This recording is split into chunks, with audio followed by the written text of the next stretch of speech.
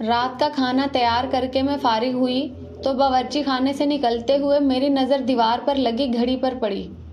If, اتنی دیر ہو گئی۔ میں نے جلدی سے سامنے صوفے پر پڑی چادر اٹھا کر اوڑھی اور گھر کی چابی پرس میں ڈال کر گھر سے نکل گئی۔ راستے میں ہی مغرب کی اذان شروع ہو چکی تھی۔ بچے کہیں گے آج مما ہمیں ٹیوشن سے لینا ہی بھول گئیں۔ میں سوچتی ہوئی تیز تیز قدموں سے ان کے ٹیوشن سینٹر کی جانب بڑھ گئی۔ مما آپ نے اتنی دیر لگا دی؟ 7 سالہ ریحان شکایتی نظروں سے مجھے دیکھتے ہوئے بولا، جبکہ 6 سالہ انم بھی منہ پھلائے چل رہی تھی۔ مجھے اس کا منہ دیکھ کر بے ساختہ ہنسی آ گئی۔ اچھا سوری بابا، آئندہ خیال رکھوں گی، ایسی غلطی دوبارہ نہیں ہوگی۔ ہم تب مانیں گے آپ کی بات جب آپ ہمیں ہفتے کو نانوں کے گھر رہنے دیں گی۔ انم ریحان کی شرط پر میں نے ہنس کر حامی بھر لی۔ جلدی چلو، تم لوگوں کے بابا بھی گھر آنے والے ہوں گے۔ میں دونوں کا ہاتھ پکڑ کر سامنے والی گلی میں داخل ہو گئی۔ یہ راستہ شارٹ کٹ تھا، ادھر سے جلدی گھر آ جاتا تھا۔ ویسے تو میں روڈ سے ہی جاتی تھی، زیادہ تر اس گلی سے گزرتے ہوئے کتراتی تھی۔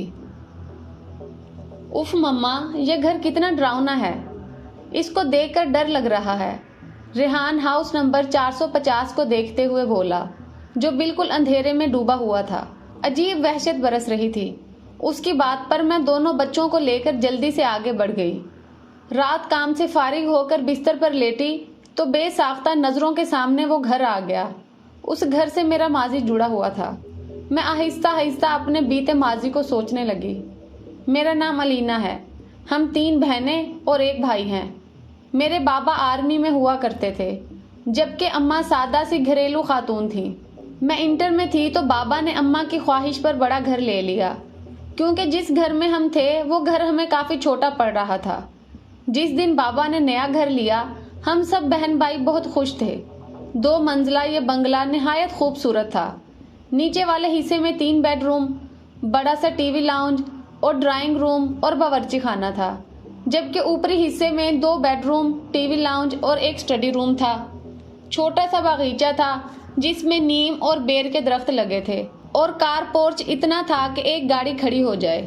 میری بڑی بہن مہرین جو مجھ سے 2 سال بڑی تھی، اور پھر اس سے چھوٹی ثنا جو 1 سال بڑی تھی، پھر میں تھی، اور سب سے چھوٹا ہمارا بھائی جو اس وقت 7ویں جماعت میں تھا۔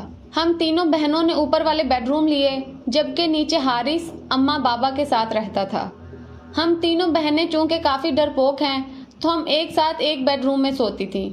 جس دن ہم شفٹ ہوئے اس دن کافی تھکن ہو گئی تھی۔ رات تک سامان وغیرہ سمیٹ کر فارغ ہوئے۔ باقی کا کام اب کل کر لینا، اب جاؤ تم لوگ بھی سو جاؤ۔ کھانے سے فارغ ہوئے تو امی بولی تو ہم تینوں بہنیں اوپر آ کر لیٹ گئیں۔ تھکن اس قدر تھی کہ لیٹتے ہی نیند آ گئی۔ ابھی سوئے زیادہ دیر نہیں ہوئی تھی کہ مجھے نیند میں ایسا لگا کہ کوئی باہر دروازہ بجا رہا ہے۔ میں نے اٹھ کر دروازہ کھولا تو سامنے کالی بلی کھڑی مجھے گھور رہی تھی۔ اس کو دیکھ کر میری بے ساختہ چیخ نکل گئی۔ میری چیخ پر میری بہنیں گھبرا کر اٹھ گئیں۔ کیا ہو گیا، سب خیر تو ہے؟ مہرین نے میرے پاس آ کر پوچھا۔ تم بلی سے ڈر گئی؟ اس نے حیرت سے بلی کو دیکھتے ہوئے کہا، اور میں شرمندہ ہو کر واپس بستر پر آ کر لیٹ گئی۔ ہفتے کی رات ہم تینوں بہنیں رات گئے تک جاگ کر باتیں کرتی رہیں۔ یہی کوئی رات کے 2 بجے ہوں گے۔ ہمیں ایسا لگا باہر ٹی وی لاؤنج سے باتوں کی آواز آ رہی ہے۔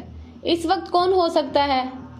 ہم بولتے ہوئے کمرے کا دروازہ کھول کر جیسے ہی باہر آئے تو ایسا معلوم ہوا جیسے یہ باتوں کی آواز باورچی خانے سے آ رہی تھی۔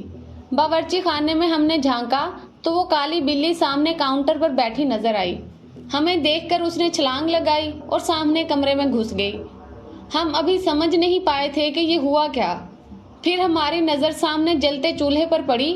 ایسی خوشبو آ رہی تھی کہ جیسے کچھ پک رہا تھا۔ مہرین نے آگے بڑھ کر چولہا بند کیا۔ ہم تینوں ہی گھبرا سے گئے تھے۔ اس بات کا ذکر ہم نے اگلے دن امی سے کیا، جس پر وہ الٹا ہمیں ڈانٹنے لگی کہ جلدی سویا کرو۔ اتوار خالہ اپنی فیملی کے ساتھ ہم سے ملنے آ گئی تھی۔ رات دیر تک وہ اپنے گھر گئیں تو نیچے ٹی وی لاؤنج میں رکھے تخت پر بیٹھے ہم تینوں بہنیں اور امی باتیں کر رہے تھے، جبکہ ابو اور حارث سونے جا چکے تھے کہ امی کی نظر لاؤنج سے جاتی سیڑھیوں پر پڑی۔ ارے علینا بیٹا، اوپر دیکھو کوئی بچہ رہ گیا۔ خالہ کے چھوٹے چھوٹے بچے تھے، کافی شرارتی سے۔ امی کو لگا کہ کوئی بچہ اوپر نہ رہ گیا ہو۔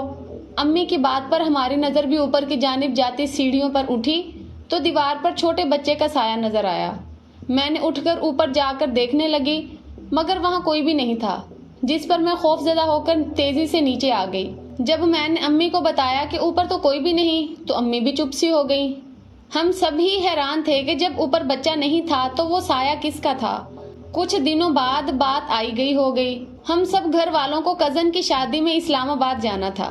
2 ہفتوں بعد ہم واپس جب گھر آئے تو بڑی عجیب حیرت ہوئی۔ پورا گھر شیشے کی مانند چمک رہا تھا، ایسا لگ رہا تھا کہ روز گھر کی صفائی ہوتی رہی ہو۔ ہمیں یہ سب دیکھ کر بڑی حیرانی ہو رہی تھی، بلکہ حارث بولا ایسا لگتا ہے روز کام والی آ کر کام کر کے جاتی تھی۔ میں منہ دھونے کی غرض سے غسل خانے میں گئی تو غسل خانے کا گیلا فرش دیکھ کر مجھے حیرت کا دھچکا لگا۔ ایسا لگ رہا تھا جیسے کسی نے غسل خانہ استعمال کیا ہو۔ پھر یہ تو معمول بن گیا، گھر کے افراد گھر سے باہر ہوتے تو غسل خانہ بھی استعمال ہوتا اور باورچی خانے میں بھی رات گئے تک کھڑ پھڑ کی آوازیں آتی۔ ہم لوگوں کو وہ کالی بلی مستقل گھر میں گھومتی ہوئی نظر آتی۔ ہم لوگ اب آہستہ آہستہ ان باتوں کے جیسے عادی ہوتے جا رہے تھے جب وہ ہولناک واقعہ رونما ہوا، جس کے بعد ہم نے فوراً وہ گھر چھوڑ دیا۔ رات کے کسی پہر امی کی آنکھ کھلی تو انہیں محسوس ہوا کہ چھت پر کوئی ہے۔ وہ سمجھی ہم بہنیں سونے کی بجائے گپوں میں مصروف ہیں۔ وہ دبے قدموں سے چھت پر آئیں، وہاں گول دائرے میں 10-12 عجیب شکل والوں کو بیٹھے دیکھا۔ وہ منظر اتنا خوفناک تھا کہ امی بے ہوش ہو گئی۔ فجر کی نماز کے لیے جب ابو اٹھے اور امی کو کمرے میں نہ پا کر لاؤنج میں آئے تو انہیں سیڑھیوں پر امی اوندھے منہ پڑی نظر آئیں۔ ہوش میں آنے پر جب امی نے رات والا منظر بتایا تو ابو نے فوراً فیصلہ کر لیا کہ یہ گھر چھوڑ دینا مناسب ہے۔ اس سے پہلے کہ کوئی بڑا نقصان ہوتا ہم نے وہ گھر چھوڑ دیا۔ آج اتنے برس گزر جانے کے بعد بھی سوچوں تو خوف کی سرد لہر ہمارے جسموں میں دوڑ جاتی ہے کہ ہم 6 ماہ جس کو بلی سمجھتے رہے، در حقیقت وہ ایک جن تھا۔